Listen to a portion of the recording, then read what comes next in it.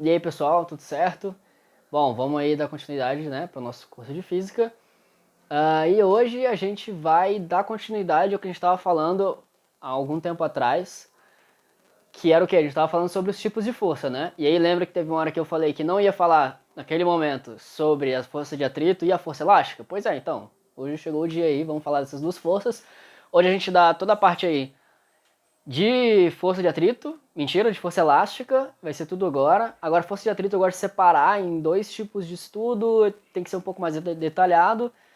Então hoje a gente vê uma parte de força de atrito e aí na próxima aula outra parte da força de atrito, tá bom? Então é isso aí, fiquem com a aula aí. Valeu! Beleza, agora dando aí continuidade aos tipos de força, nós vamos falar sobre a força elástica, que são as forças que acontecem em molas. Então, vamos supor aí essa mola que eu desenhei, ela tem tamanho que eu chamei de L0. Então é o tamanho dela quando ninguém está puxando ela ou apertando ela, tamanho L0. E aí eu vou lá, pego com a mão aqui e puxo a mola. Bom, a gente sabe que a mola ela tem sempre a tendência de ficar do tamanho dela original. Então se eu puxar ela, com certeza ela vai fazer na minha mão. Então minha mão vai ser isso aqui, ó. Espera aí. Então ela vai fazer na minha mão uma força que aqui nesse caso aqui para horizontal para a direita. E a gente pode pensar desse jeito de duas maneiras. Um é que a mola ela quer voltar para o estado natural dela, que é ficar desse tamanho, então ela me puxa de volta. Ou então a gente pode pensar que eu estou puxando a mola para a direita, então ela me puxa para a esquerda.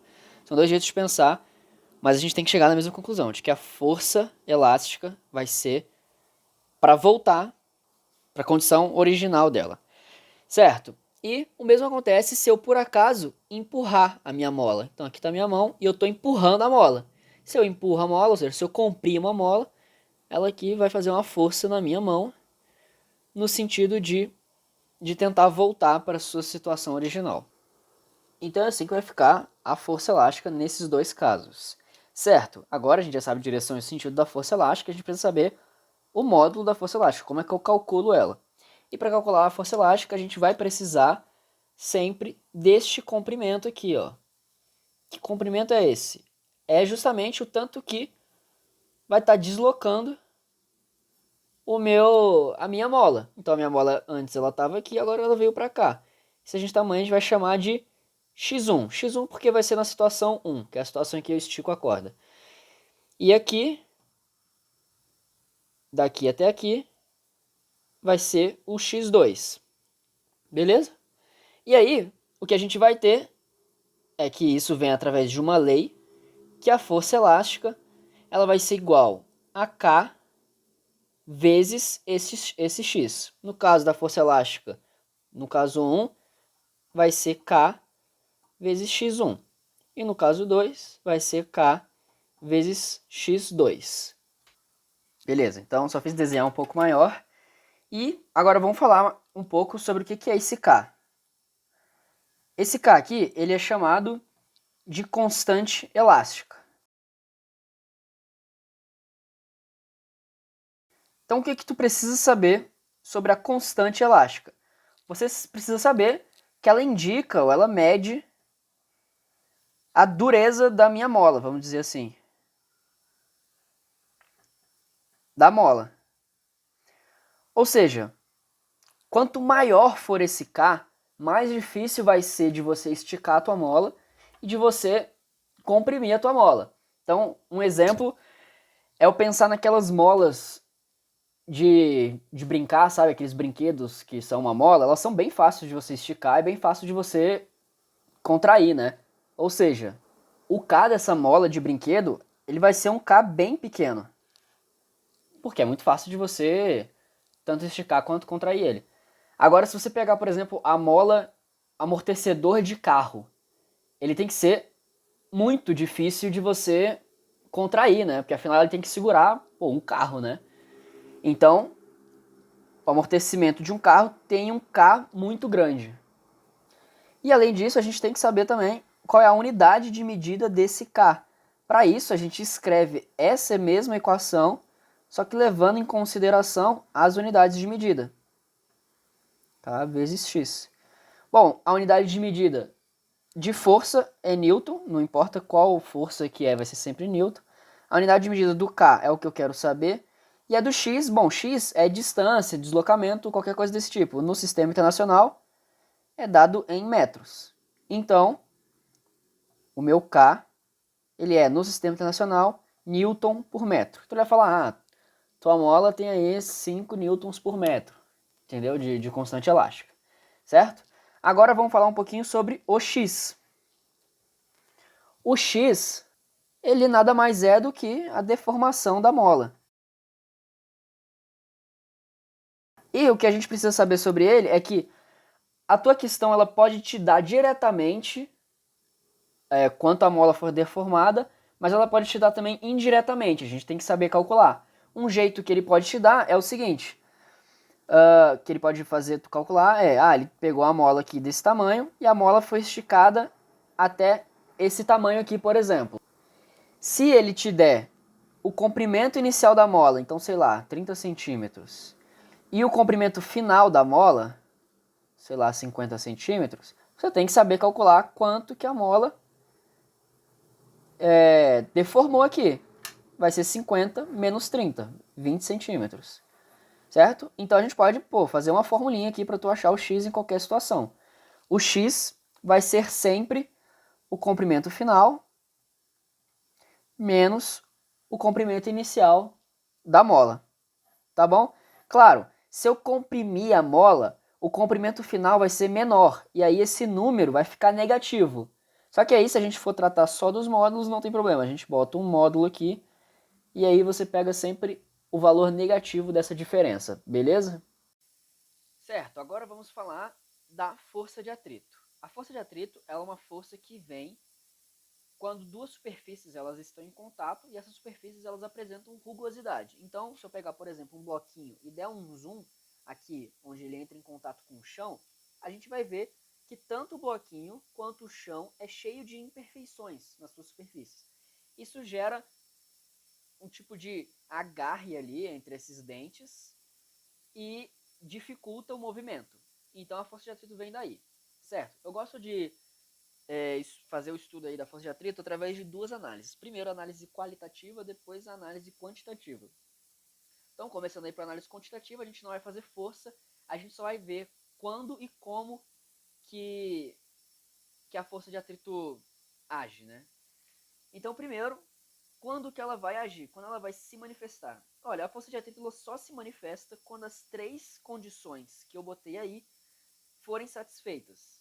Então não basta ter uma nem duas, tem que ser as três, senão não vai ter força de atrito. A primeira e mais óbvia é que as superfícies elas precisam ter rugosidade, né? Se for lisinho aqui, então se não tiver, né, essas imperfeições, então vai ser liso e a gente considera que não existe força de atrito. Óbvio que isso é um caso hipotético, um caso teórico ideal. Não existe isso na prática. Beleza. Então precisa ter superfícies rugosas. E aí, por simplicidade, toda vez que eu aqui na aula fizer uma setinha indicando que existe um mi, essa letra chama mi. Então existe um mi entre essas superfícies, o que eu vou estar dizendo é que existe um coeficiente de atrito, é o nome desse mi. Então coeficiente de atrito. E se existe um coeficiente de atrito, então é porque existe rugosidade, então existe atrito nessas superfícies. Certo? A segunda condição é que precisa existir compressão entre essas superfícies. E aí vamos lembrar que o que mede compressão entre superfícies, vocês lembram o que é? É justamente a força normal. Então, falar que precisa existir compressão entre as superfícies é falar que precisa existir normal entre as superfícies. Beleza. Terceira e última condição, precisa haver movimento ou tendência de movimento entre essas superfícies. Certo? Se não houver, não vai haver força de atrito. E aqui a gente precisa deixar claro uma coisa, que toda vez que houver movimento ou tendência de movimento entre as superfícies, a força de atrito ela se manifesta contra essa tendência ou contra o movimento propriamente dito. Tá bom? Então, vou escrever aqui. Então, a força de atrito ela vai agir contra essa tendência de movimento, ou movimento mesmo, se ele estiver conseguindo se movimentar. Certo? Então, como sempre, vamos fazer alguns exemplos para a gente botar em prática aí o nosso entendimento de força de atrito. O primeiro caso é esse aqui. Então, a gente tem um bloco que ele está parado, não existe nenhuma força externa e a gente percebe que existe rugosidade. Então, existe atrito. E aí a pergunta é sempre a mesma, quais são as forças que atuam nesse bloco? A gente sabe que peso normal, né, praticamente sempre vai atuar, o peso sempre vertical para baixo, a normal nesse caso ela é vertical para cima. E aí, vamos ver se a gente está vamos ver se vai ter força de atrito. Para isso tem que satisfazer aquelas três condições. Primeiro, a superfície é rugosa? Tá aqui, certo? Existe compressão entre as superfícies? Existe. O bloco, ele comprime o chão. Tanto é que existe uma normal. Então existe. Existe movimento ou tendência de movimento entre as superfícies? Não existe. Então não tem como ter força de atrito. Repara que o bloco está parado e ele não está tentando se mexer para nenhum lado. Então não existe força de atrito. Aqui é importante tomar muito cuidado, pois existe atrito. Então existe atrito. Por que existe atrito? Porque existe o Mi. Mas não existe força de atrito. Então não existe FAT. Vamos chamar de FAT a partir de agora. Beleza? Agora o segundo caso é esse aqui de baixo. Repara que é a mesma coisa. Tem atrito, então tem rugosidade, tem compressão entre as superfícies. Como é que eu sei disso? Porque eu sei que tem peso. Então comprime o chão comprime de volta com a normal. Só que agora tem movimento. Então existe movimento entre o chão e o meu bloquinho. Então com certeza vai existir uma força de atrito. Se vai existir uma força de atrito, essa força de atrito ela tem que ser contra essa tendência de movimento, ou o movimento de fato. Então, beleza. Pegando a caneta vermelha aqui. Metrô. Então tá aí a força de atrito se manifestando para a esquerda nesse caso, contra o movimento. Repara que não faria sentido nesse caso aqui se tivesse uma força de atrito. Então, suponha que exista uma força de atrito nesse caso. Aí vamos chutar um lado. Ela seria para cá. Bom, se fosse assim, o diagrama de forças, então eu boto um bloquinho, eu boto essa borracha aqui no chão, e aí aparece um atrito e ela começa a se mover. Isso não existe, né? Isso não acontece. Então, com certeza, não pode haver força de atrito aqui. Tá bom? Mas se existe movimento ou tendência de movimento, a força de atrito ela se manifesta. Beleza, vamos para o terceiro caso. O terceiro caso é um bloquinho, ele está parado, tá? O exercício a gente fala que ele está parado, e existe uma força aqui atuando nele, uma força externa. Então, o que vai acontecer? Tem a superfície é rugosa? Tem atrito? Tem, porque eu desenhei esse mizinho aqui. Beleza. Tem compressão entre as superfícies? De novo, vai ter sim. Por quê? Peso normal. Então tem compressão entre as superfícies. Agora, tem movimento? Não tem movimento. Mas tem tendência de movimento? Vai ter sim. Por quê? Porque existe essa força que está tentando fazer com que ele se mova. Mas ele não se move. Por que ele não se move? Porque existe uma força de atrito que está contra a tendência de movimento. A tendência de movimento, ela é para que lado? Daqui vai ser para a direita. Então, a minha força de atrito, ela se manifesta para a esquerda dessa tendência de movimento.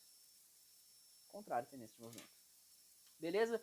E aí, uma coisa muito importante que você tem que perceber aqui é que se o corpo está em equilíbrio, ou seja, se ele estava com a velocidade zero e ele continua com a minha velocidade zero depois que eu aplico essa força, então, se está em equilíbrio, com certeza essa força tem que anular com esse FAT. Então o meu FAT ele vai ter o mesmo módulo dessa minha força. Beleza? É a mesma coisa de eu tentar empurrar um sofá.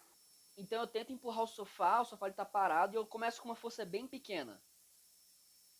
Se eu começo com essa força bem pequena, o sofá ele não sai do lugar. Então tem uma força de atrito. Essa força de atrito é contrária à força que eu estou aplicando no sofá. Só que ela tem que ser do mesmo tamanho. Se ela fosse menor do que a força que eu aplico, eu ia conseguir empurrar o sofá. Se ela fosse maior do que a força que eu aplico, então a força de atrito ia ganhar de mim e eu ia empurrar o sofá, só que na verdade o sofá ia andar para trás. Não faz sentido isso, não é isso que acontece, né? Então, enquanto eu não consigo empurrar o sofá, minha força de atrito ela é do mesmo tamanho que a força que eu aplico, beleza? Segundo caso, não, sei lá, 1, 2, 4, quarto caso, é o bloquinho num plano inclinado. Então, vamos de novo aplicar as forças, peso e normal.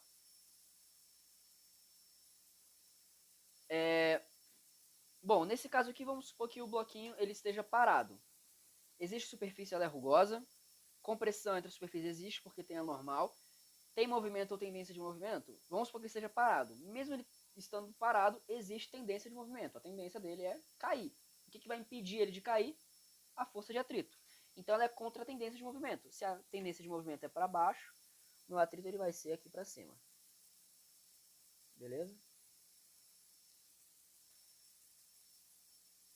Repara que seria a mesma coisa se o meu bloquinho ele tivesse em movimento. Se ele tivesse em movimento, pô, tem superfície rugosa, compressão entre as superfícies, movimento ou tendência de movimento, tanto um quanto o outro gera uma força de atrito, tá bom? Agora vamos para esse outro caso.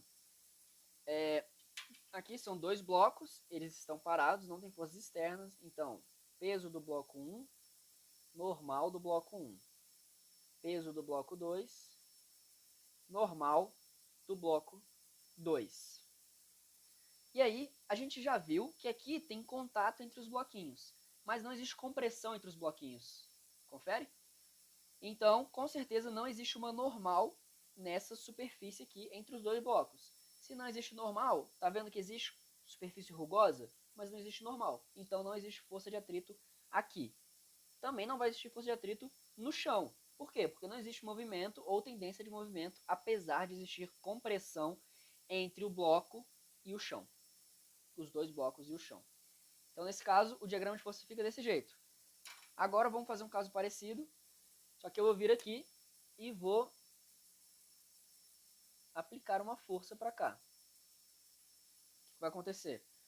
Ora, no momento que eu aplico essa força, vai existir compressão bem aqui, nessa superfície. Então, o primeiro bloco, o bloco maior, vai empurrar o bloco menor para a direita. Por ação e reação, o bloco menor vai empurrar o maior para a esquerda. E essa força aqui é uma força que é de compressão, vou chamar ela normal N. Beleza? E aí, veja bem, agora, entre o chão e os dois blocos, existe movimento, ou tendência de movimento. Aqui eu não especifiquei, mas vai existir ou um ou outro. Então, com certeza, vai aparecer um FAT aqui. Tanto no corpo 1, no bloquinho 1, tanto aqui no bloquinho 2. Agora, vai existir um FAT nessa superfície? Não vai. Por quê? Apesar de ter compressão e coeficiente de atrito, não existe movimento entre elas. Só existiria movimento entre elas se, por exemplo, estivesse fazendo assim, ó, se movimentando aqui para cá. Mas não, estão sempre aqui, né? Não existe nem tendência de fazer isso e nem esse movimento de fato. Então não tem FAT ali. O diagrama de forças fica desse jeito. Bom, essa foi a aula de hoje, espero que vocês tenham gostado, espero que vocês tenham aprendido tudo. E sempre lembro a vocês que qualquer dúvida que surgir, não hesite em procurar o plantão, tá? É muito importante que vocês tirem todas as suas dúvidas, não deixem nada para trás. E para aqueles que estão inscritos no Explica Enem, lembre-se que você ainda vai receber um resumo dessa aula no seu WhatsApp. Você vai receber também um PDF contendo todos os cartãozinhos que aparecem na aula e qualquer outro material que eu porventura acho que, bom, acho que seja importante para vocês, vai estar no WhatsApp de vocês também, tá? Então é isso, a gente se vê, bons estudos, tchau!